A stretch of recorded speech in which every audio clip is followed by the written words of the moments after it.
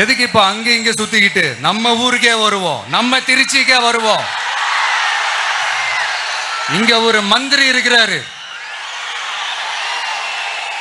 நகராட்சி துறையில வேலை வாங்கி தரதா சொல்லி கோடிக்கணக்கான பணத்தை லஞ்சமா வாங்கிக்கிட்டு தகுதியானவங்களுக்கு எல்லாம் வேலை வாய்ப்பு கிடைக்காத அளவுக்கு பண்ணிருக்கிறாரு. இதெல்லாம் எவ்வளவு பெரிய ஒரு ஏமாத்து வேலை. அதனால நம்ம தம்பி தங்கைகளே, உங்களுக்கு இந்த வேலை வாய்ப்பை பறிச்ச இந்த ஸ்டாலின் சார் சர்க்காரை என்ன பண்ணலாம்? தூக்கி வீசி எறிவோமா?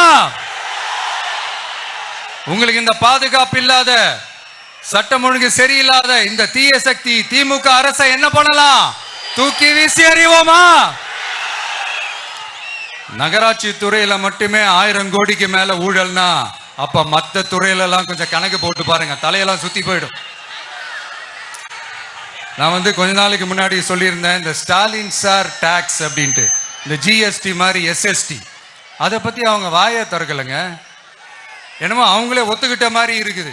ஆமா, இப்படி ஒரு டாக்ஸ் இருக்குது அப்படின்னு அவங்களே ஒத்துக்கிட்ட மாதிரி ஆயிடுச்சு. தப்பு நடந்தா ஒரு வெற்றி அடைஞ்சா ஒலிக்கு தளபதிக்கே பிறந்த சின்ன